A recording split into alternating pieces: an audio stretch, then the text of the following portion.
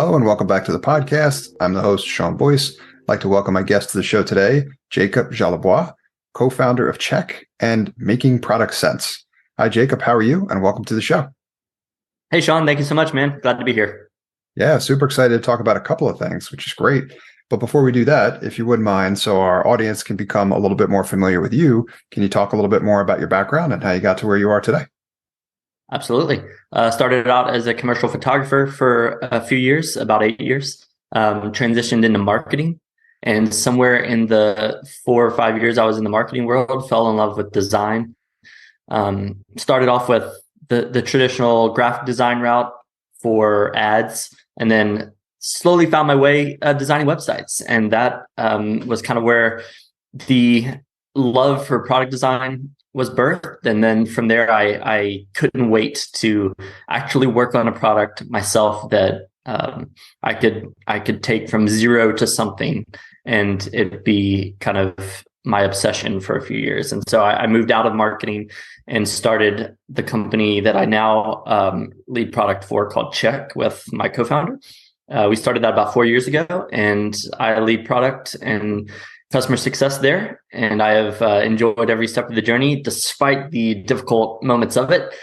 And then recently, as of, I guess, about 9 months ago, I started a newsletter called Making Product Sense. And I write to about 3,000 readers from basically every major tech company you can imagine, and try to break down learnings from building product and building companies from some of the folks who do it best. Amazing. Thank you, Jacob. And that's how we originally got connected, your newsletter, which I'm a big fan of as well. And I know we're going to talk more about. Thank you so much. Yeah, absolutely. And so because of who we're typically talking to mainly on this show, which is other people, other aspiring B2B SaaS product founders, people that are in it, growth stage mode, that type of stuff, we're going to kind of dive in there first to talk a little bit more about Check. And the first question I have for you, because you talk more about this as a part of your background, I'd love to hear you talk a little bit more about how your background in marketing helped in terms of what you've been doing at Check so far. Yeah, so I'm going to be honest, it probably was a negative more than a positive. And here's why. In B2B SaaS, it is more often than not going to be sales driven. And as a designer who doesn't like to do sales and someone who had a background in marketing, my gut instinct was to make a marketing push first. And so for the first 2 years, for the first 3 years, we were marketing focused. We were talking ads, content, kind of brand recognition initiatives, things that would hopefully be kind of a bottom-up SaaS approach. And to be honest with you, it was mediocre at best.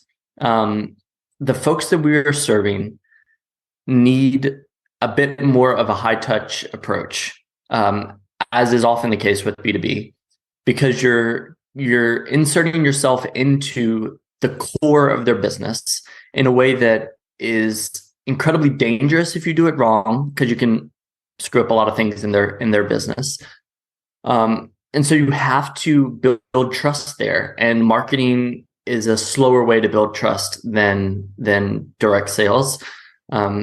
When you build that relationship, it changes the game. So we actually transitioned about a year ago toward a sales approach.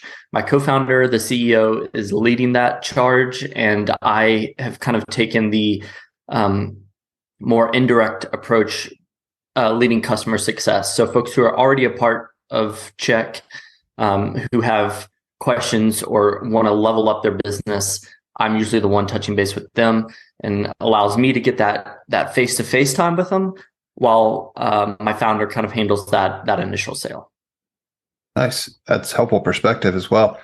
First question there is going to be, how has the transformation to the sales-led approach gone thus far? You have enough data in order to kind of compare the two approaches, and is performance better? Yes to both of those questions. So when we initially started transitioning, we spoke with a guy named Martin Roth, who is the sales leader at a big company down in New Orleans, Louisiana, called Level Set. It just recently sold for $500 million. It's a big deal. this guy is basically the guy that helped grow it from a sales perspective. He started as one of their first sales hires, and then actually grew into the sales leader that he is today. So we took his advice very seriously, because he started from ground zero and built something very successful. And his advice to us was, number one, you're not charging enough for the value you provide. These people are relying on you to run their business. You provide extreme value there. Charge what you're worth. That's number one. If you're not charging what you're worth, you're going to have a long, hard road ahead. When we raised prices, immediately it was a positive trajectory. That was beautiful.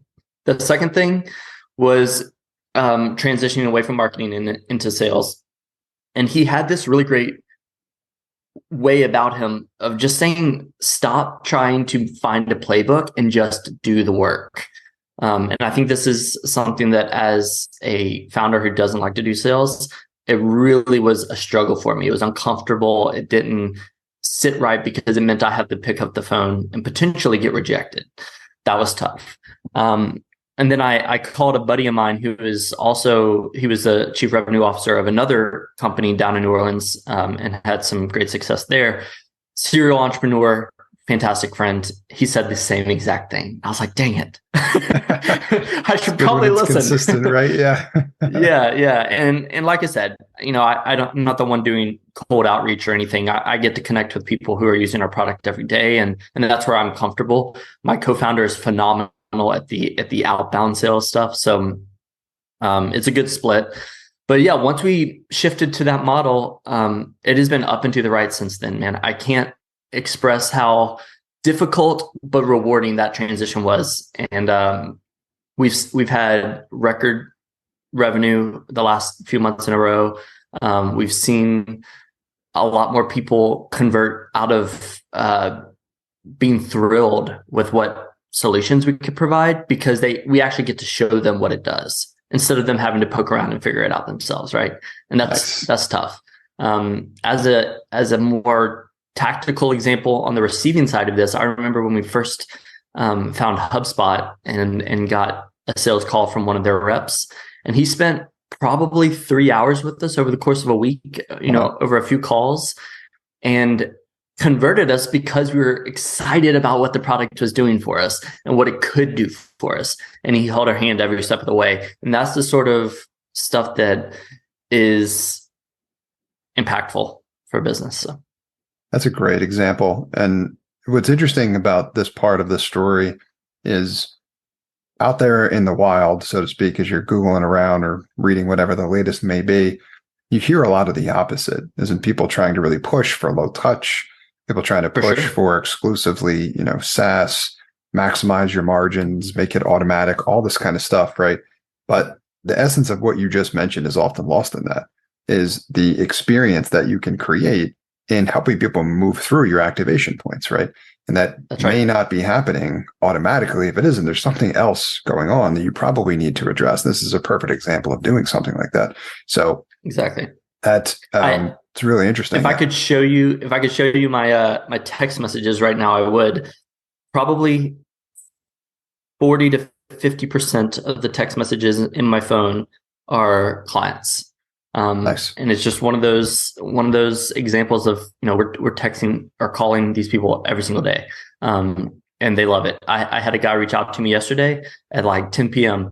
and I just texted him back and said, "Hey man, I'm going to have to touch base with you in the morning, but we'll get you taken care of." And like, he respected that. And, we got him taken care of, and I know he appreciated that. And so, yeah, that personal touch makes a difference. It goes a long way, especially for the right product, right?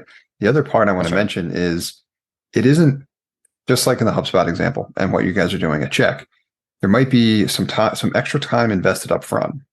Goes a long way. And if your LTV, if the numbers still make sense, you're not necessarily cannibalizing your margins, because if it's still a SaaS product, if you're still talking about recurring revenue, right, and you're talking about a solid LTV, then that investment makes sense. I'm curious whether or not you guys have taken a look at that yet. But really where I'm getting at is, probably some of the questions for some of our listeners are going to be, well, but how well does that scale? So I don't know what the workload or what that looks like in terms of your current team. and how manageable and sustainable that is. Love to hear you talk a little bit more about that, or at least how your team has discussed that. Absolutely. So the first thing to note is you want an LTV that makes sales worth it and the time you expend on sales worth it, which is part of the reason why we raised our prices. Not only is charging what you're worth important, you also need to make sure that what you're charging is going to be appropriate for the customer acquisition channels that you're using. So if we were back in our, call it a year and a half ago, those numbers that we were getting were not sustainable on a sales approach, but they were sustainable on a marketing approach. So what we had to do when we switched to sales was rethink pricing from the ground up. Thankfully, if you're doing B2B and you're doing sales, the product that you're selling hopefully is going to be providing tremendous value already. And so raising your prices probably is going to be the right move more often than not. A lot of founders have a tendency to underprice.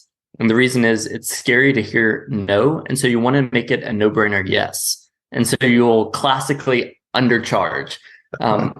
What the experts will tell you if you start talking with folks who've been there and gotten the t-shirt is when you raise your prices, you're raising the perceived value of your product as well. And so oftentimes your conversion rates go up, your loyalty goes up, your retention.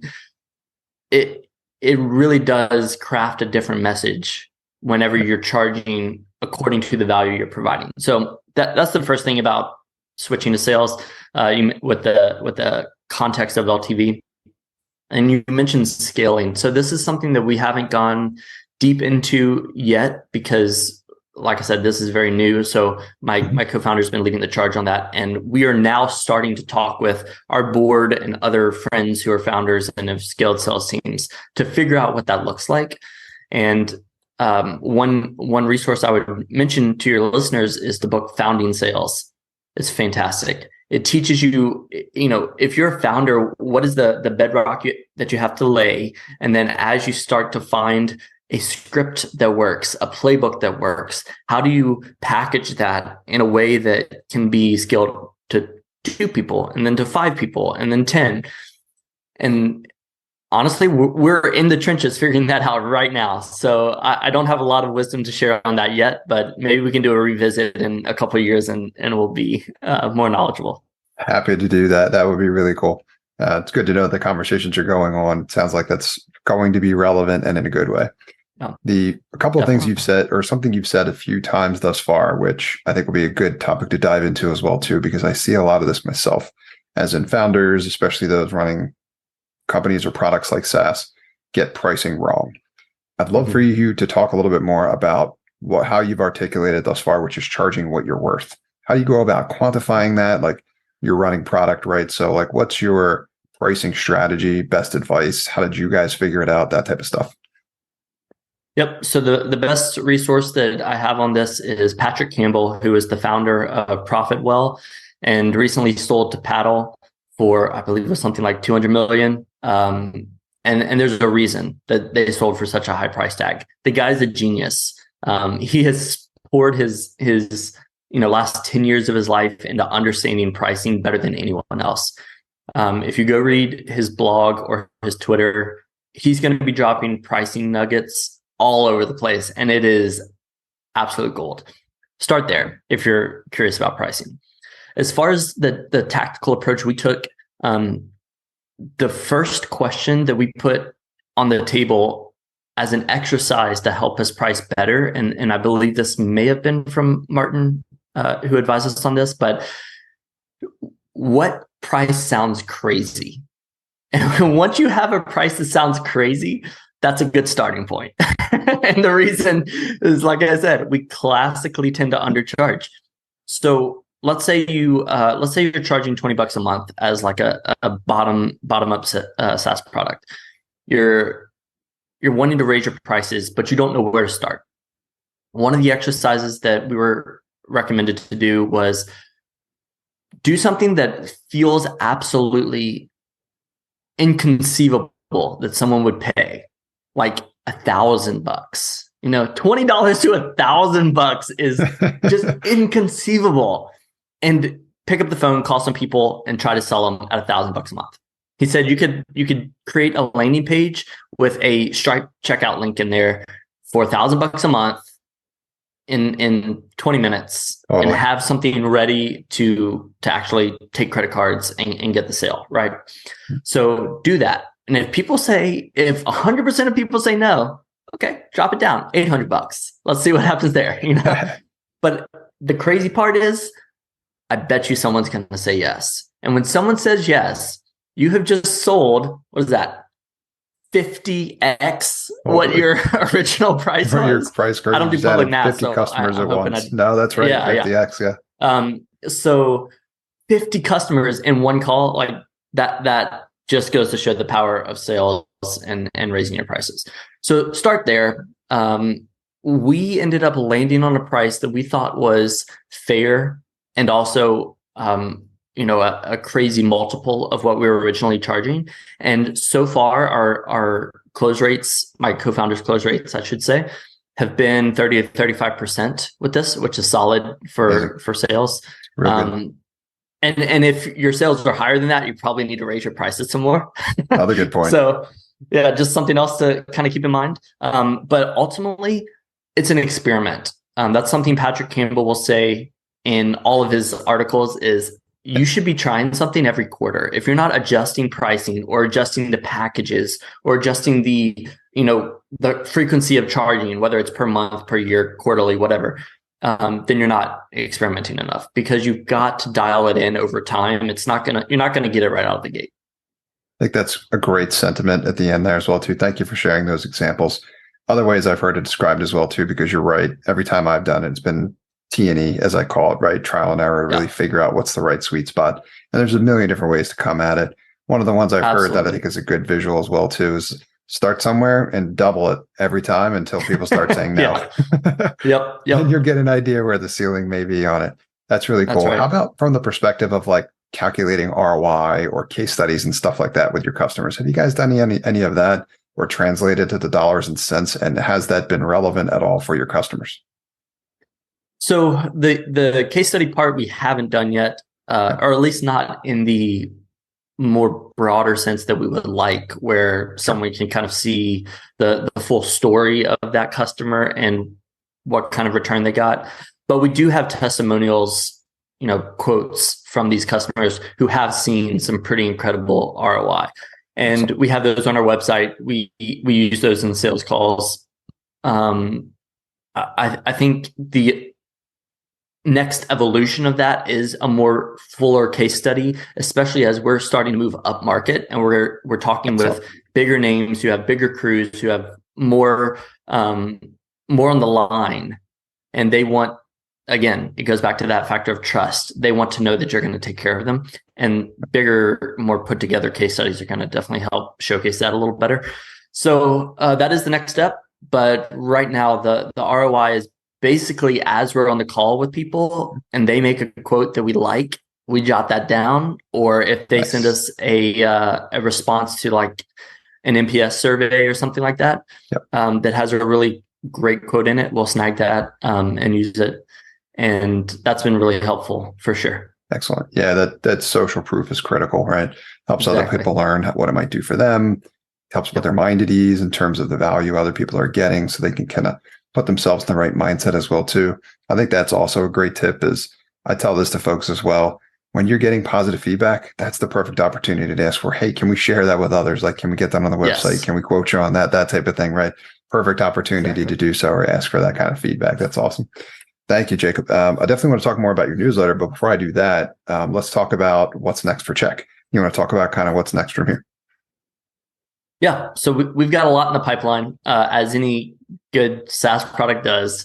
The first step right now is we're gearing up for our busy season. So we serve home service providers, and these folks often have really busy summers. That's when your air conditionings are breaking down, your grass is growing, trash is falling on your roof, and you got to get it replaced. A lot of stuff happens in the summertime, and so this is busy season for us. This means a few things. Means we cannot rest. We are building and shipping as fast as we possibly can. And so we've got a lot of like quality of life updates coming here very shortly that we've punted on for a long time because we were trying to get bigger, more impactful features out. But we've got to clean this up since as we're moving into the busy season, people are going to be using this app every single day. So that's step number one. As you may imagine, as most SaaS companies probably imagine, it's time to start thinking about AI. This is a broader conversation. If you log on to Twitter, you will see a tweet about AI, right? Definitely. So we are considering the best ways that AI can provide value to our users in the context of Check. One mistake that I think a lot of companies make is they try to force it into the product when it doesn't make sense, and it ends up becoming bloat. And bloat is the number one killer of product retention, and because people just hate using it, right? Or maybe not the number one killer. Maybe like horrible bugs would be the number one killer, but maybe like a close second, slow right? Death, but it's definitely a death. Exactly. And so we want to do something that's going to be useful and also crazy in a way that the industry's never seen. We have superpowers at our fingertips now. Bill Gates has been quoted as saying this is the next or the greatest evolution of technology since the internet. And I wasn't around. I wasn't in an age to build products and companies whenever the internet was on its rise. But now I have a company. I have a team. We can actually build at the advent of artificial intelligence and what that means for changing the user experience for the better. And so we're thinking a lot about that. I'm not going to get too much in the weeds on specifics since that's not dialed in quite yet, but it's going to provide a lot of really interesting use cases across the board for users, for our users, as well as the homeowners who they're serving. So exciting stuff. Absolutely. Great point. And good sentiment as well, too, on the don't force it element, right? Seeing a lot of that in my travels as well. Also, for sure. Shiny object syndrome. Like, oh man, I need to figure out how to like force this. Like I saw that most recently probably with blockchain. As in like, for sure. Oh, let's just add blockchain. Well, what's the use case, right? Like we don't necessarily want to take the tool and force it into the application. We want to understand what's a job to be done and then figure out what the best tool is to solve that. So that's a really good point of distinction. Thank you for sharing the story about Check. We'll definitely have you back to talk more about that. But before we wrap up this episode, I want to talk more about your newsletter, which is originally how we got connected. We tell awesome stories, but I don't want to take the thunder away from you. Tell us a little bit more about the newsletter, what it is, and how you got started. Yeah. So whenever I originally started, my goal was to write to other product leaders like myself. And I went through a few evolutions of the newsletter. It started by breaking down frameworks, but I started to realize that frameworks tend to take away from the art of product, otherwise known as product sense. And it tends to force you into a certain path that might not be the best path. I know this because I did it. The first 2 years of learning the art of product, I was using framework after framework, and I over-engineered the product side of this company. When you're a startup, you don't need a million frameworks. You need to understand why a product needs to work a certain way. How do you understand what that is? Then how do you make a plan to get to it? And then how do you execute on it? That's like fundamentally what has to happen on the side of product. So I actually started moving away from the framework side and instead started to dissect companies and products that I thought were great and try to better understand why they were great. Is it because they have great branding and they're like exciting and fun and everywhere on the internet? Is it because they understand how to talk to consumers and how to guide you through the product? Is it because they provide ridiculous value and it doesn't matter if they have horrible branding and horrible onboarding, you're gonna love it anyway? Like, what are the different pieces of the puzzle that actually matter when it comes to building great products? So I started dissecting that, and it grew from just doing deep dives on specific companies to now mixing in some interviews with great founders and product leaders who will cast vision for their company And then my favorite thing to write is the deep dives I do following those interviews, where I try to answer the question, what would the world look like if this company succeeded in accomplishing their vision? And the reason is founders have grandiose visions that are far bigger than the version of the company that exists today. And so it's exciting to hear what their version of the future is and the impact that's going to have on us, assuming that they keep executing. And so it not only gets you excited about the future and lets you live in the future a little bit, it also lets you back math it and say, okay, what's the path there? How do we actually execute in a way that's going to realize that vision? And so I'll often break down, my version of what I think their strategy could be to get there based on the little nuggets that they have dropped in the interview and in my research. And that's just a fun exercise for me, and a lot of other people really enjoy it. The recent one I released on Linear is one of my most popular articles ever. Linear has an incredible following, of course, and so they have been, it's been popping off, and it's fun. It's a blast. It's awesome. If you're in product, if anyone's in product, I think they would get a kick out of this newsletter. At the very least, coming along and dreaming with me. So love it. It's very cool. Super interesting.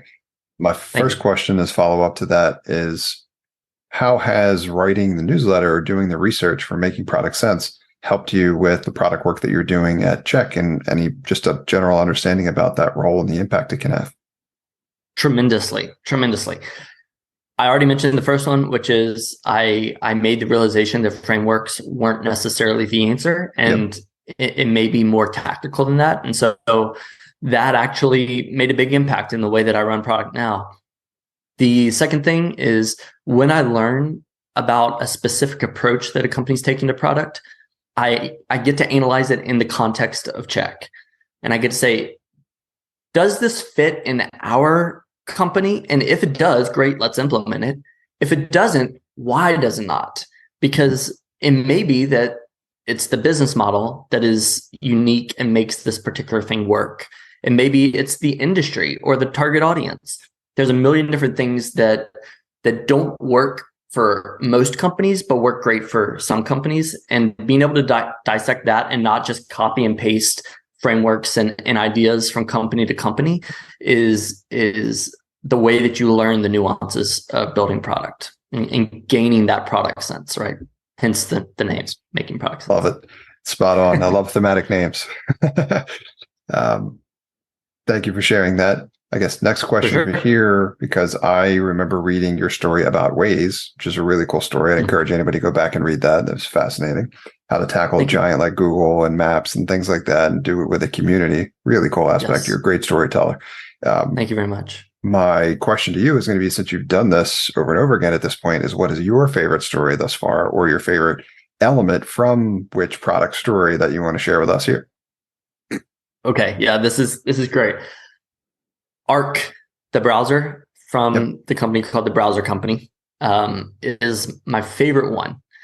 And I don't even know if the vision I cast is the same vision that they have for the product, but it got my wheels turning like no other product has. There is something unique about a browser in the sense that it blends into your workflows so seamlessly that you forget that you have to use a browser. You forget you're using it. It's just a portal to the internet, right? Cool. And so what ends up happening with Arc is it runs web apps so well that you don't even need your desktop apps. It's just better to run it in your browser because you can organize your tabs really well. You can do split screen really easily. You can switch between spaces in Arc, which are effectively like profiles in Chrome, where you can be logged into the same tool from different accounts, depending on which space you're in. So I have a personal space and a work space and a freelance space, and that allows me to be logged into, let's say, Asana or Gmail from these different accounts. And so once Arc has sucked all of these desktop apps into itself and become the sole app that you actually need running on your computer, my dock right now looks like Finder, Arc, trash can. That's it. That's awesome. And so Yeah, it's wild. Oh, well, I guess Zoom because of this meeting, but Sure. usually it's those three things. And the implications of this are that Arc has become a meta OS that sits between your true operating system and all of the applications that run on top of it. And when you have this meta OS, they command a lot of power, and it allows for a lot of opportunity with what they can do with the data. So they have this little thing called notes, which are effectively like Apple Notes, but within your browser. And so you can create a new tab that is a note tab, and you can just type your notes into it, and it just kind of sits there in your tabs, easily accessible. You can close it out, but it's still in the background, so you can quickly search it with a Command-T shortcut. And it got me thinking, what if that notes application actually sat across all of your applications because it sits in the browser? So it can tie into when you're reading a blog, you highlight something, save it to your notes. Next time you go back to that blog, it actually will highlight that note on the page and show you, hey, you've read this before, and here's the note that you took on this particular snippet of text. Or let's say you were inside of Gmail and you have an email that you really like, and you're like, ooh, I need to save that. I can just highlight it, save it to my notes, and it aggregates it into a single notes layer, right? There are so many other ideas like that. Yep. That Arc is already exploring through something called Boosts, which is, that's a whole nother rabbit trail. Yep. And it got me excited just for the future of technology and the future of like what's possible. So go read that one. I think it's pinned at the top of, or toward the top of my articles list. So if you're curious and want to give it a read, it's a relatively short one.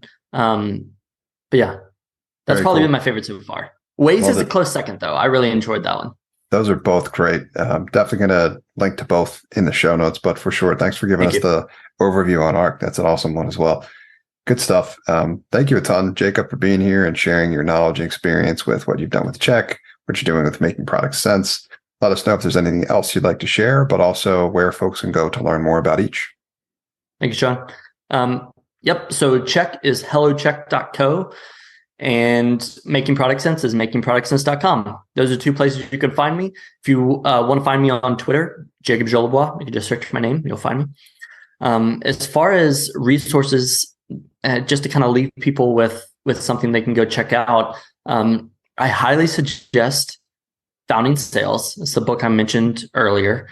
If you're looking into sales and you're not really sure where to start, it really is the best playbook to get up and running with that. The second thing is, if you go to makingproductsense.com, it's hosted on Substack. Substack is a wealth of information. I have some recommendations there of other newsletters that I personally get a lot of value from. So if you enjoy Making Product Sense, check some of those out. I think you're just gonna be overwhelmed with how much value there is out there. So two great places to start. Amazing. Love it. Thank you, Jacob. Much appreciated. And I appreciate you being here and recording the episode with me. Absolutely. Thank you so much, Sean. Appreciate the opportunity. Anytime. Thanks for listening to this episode of Product Launch. I hope you got value out of it. I like to feature product people on my podcast because that's who I love to help. I'm a product strategist, and I can help you scale your business and grow your profit through a product. If you'd like to learn more about how I can help you, email me at sean@nextstep.io. That's Sean, SEAN, at nextstep, nxtstep.io, or visit my website at nextstep.io. That's nxtstep.io.